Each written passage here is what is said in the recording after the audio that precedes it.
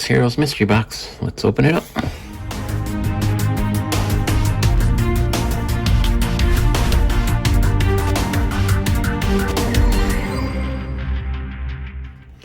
I don't think I got the grand prize.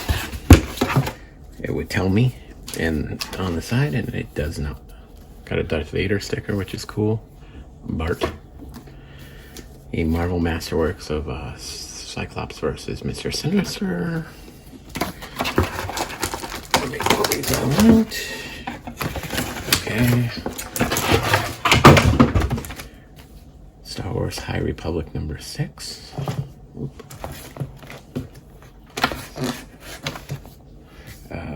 Jock Variant Venom 200.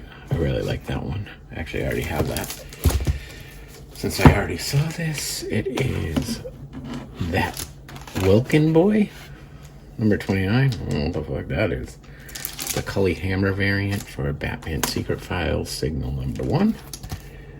Silk number 4. My goodness. There we go.